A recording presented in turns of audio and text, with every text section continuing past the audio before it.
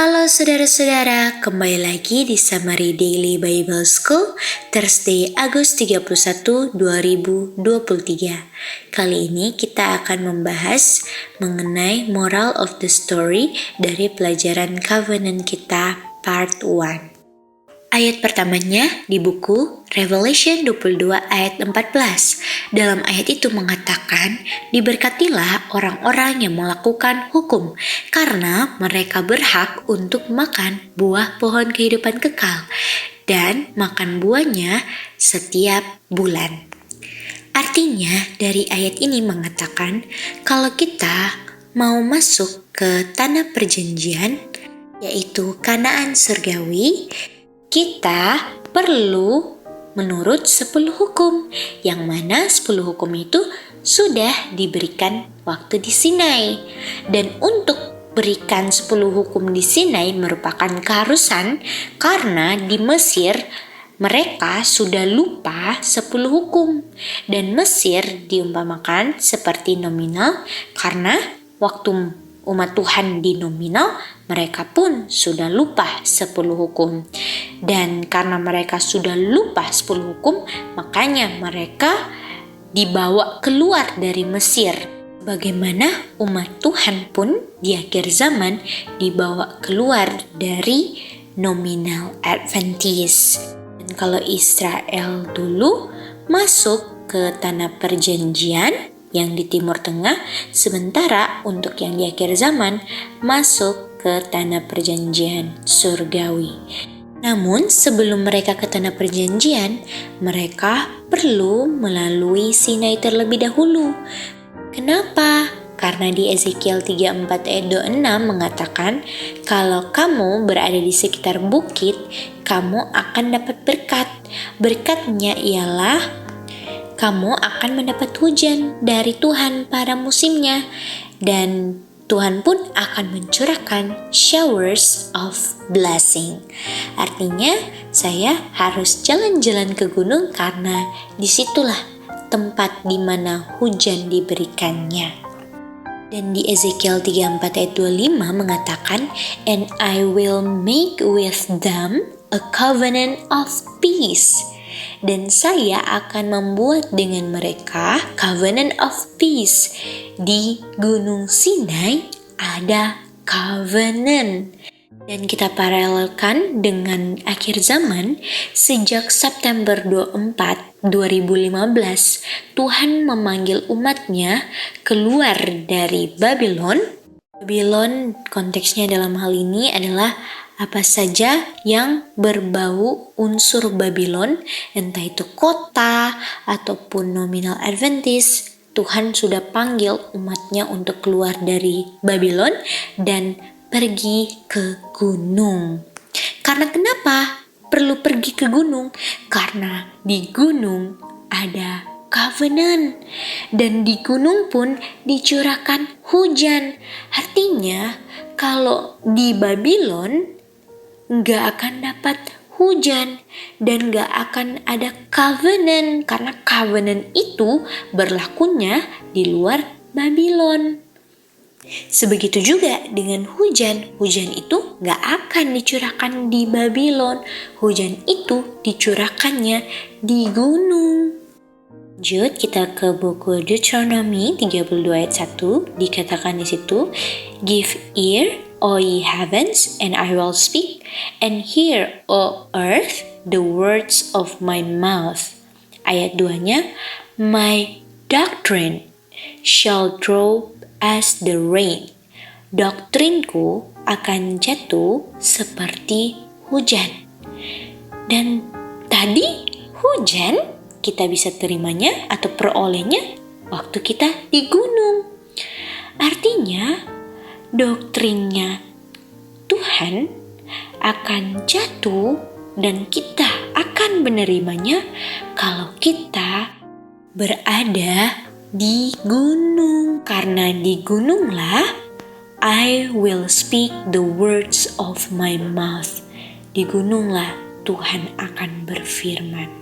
Dan kita ke Exodus 21 dikatakan, and God speak all these words saying, Bukankah God spake all these words of his mouth sama dengan the words of his mouth yang di buku ulangan tadi?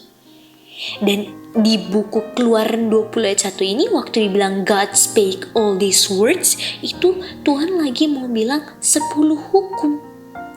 Artinya di gunung Tuhan akan berikan 10 hukum beserta dengan statutes and judgment. Dan bukankah kata lain 10 hukum, statute and judgment itu namanya hujan? Karena di gunung hujan dicurahkan, di gunung Tuhan berfirman, turun hujan, karena firman itu seperti hujan, doktrinku seperti hujan. Itu sama dengan Tuhan memberikan 10 hukumnya, stated and judgment-nya, dan itu kata lainnya adalah hujan. Dan hanya bisa peroleh hujan kalau berada di gunung, dan hanya bisa berada di gunung kalau keluar dari Babylon, keluar dari Mesir. Pertanyaannya, siapa yang tidak kehujanan di gunung? Dan mengapa mereka tidak menerima hujan walaupun mereka sudah di gunung sekalipun? Jawabannya ialah karena waktu mereka dipanggil keluar untuk pergi ke gunung, mereka keluarnya motifnya karena takut lihat 10 tulahnya. Bukan keluarnya itu karena lihat kuasa Tuhannya. Itu dua hal yang berbeda. Untuk kamu keluar berdasarkan motif karena takut lihat 10 tulahnya, dengan motif keluarnya itu karena lihat kuasa Tuhannya, itu dua hal yang berbeda. Dan orang yang motif keluarnya itu karena takut lihat 10 tulahnya, gak heran walaupun sudah di gunung tidak akan kehujanan. Dan hanya orang-orang lah yang keluar karena melihat kuasa Tuhan lah yang dapat menerima hujan di gunung. Artinya, kalau saya tidak melihat, tidak mengerti kuasa Tuhan, di peristiwa yang Tuhan izinkan terjadi, entah itu dari Lautan Merah, tulah, kalau saya tidak bisa melihat kuasa Tuhan dari situ, setiap peristiwa yang Tuhan izinkan, sekalipun saya pergi ke country living, saya tidak akan terima hujan karena motivasi keluarnya itu hanya untuk tidak kena tulah, sementara tidak melihat kuasanya Tuhan. Jadi untuk keluar belum tentu bertahan kalau saya tidak melihat kuasanya Tuhan.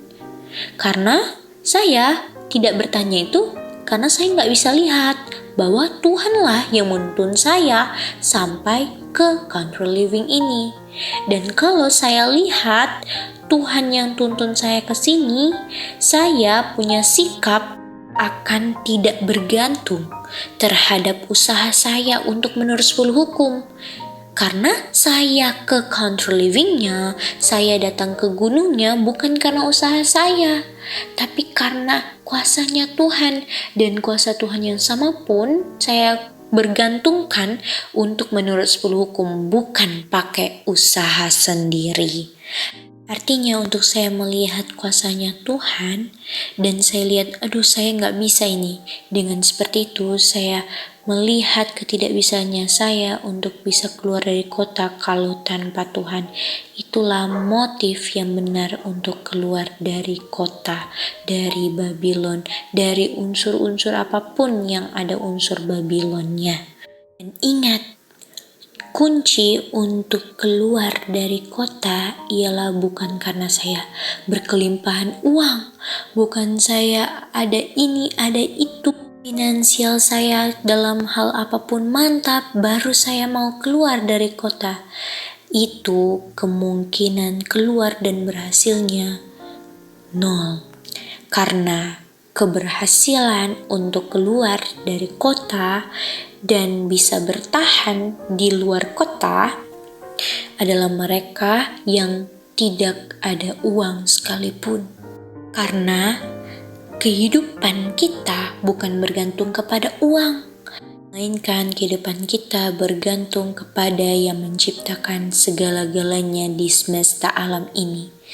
Dan ingat, lebih kita melarat, gak ada uang sekalipun, menderita berkesusahan, kita lebih akan bergantung terhadap kuasa Tuhan. Kehidupan yang penuh dengan tantangan selalu membuat kita bergantung kepada Tuhan dan membuat kita dewasa secara spiritual. Karena yang kita butuhkan bukan uang, bukan pakaian, bukan kemewahan. Yang kita butuhkan adalah firman Tuhan. Yang paling penting, walaupun saya miskin melarat sekalipun, saya kaya dalam firman Tuhan. Inilah kita punya summary morning worship. Biarlah saudara-saudara dapat dikuatkan ketika mau melangkahlah tanpa harus memikirkan, aduh saya gak ada uang ini, aduh saya gak ada ini. Percaya kepada Tuhan, itu kunci nomor satunya. Karena dengan kita percaya, Tuhan pasti buka jalan. Tuhan memberkati kita semua. Sampai baku dapa di summary berikutnya. Bye-bye.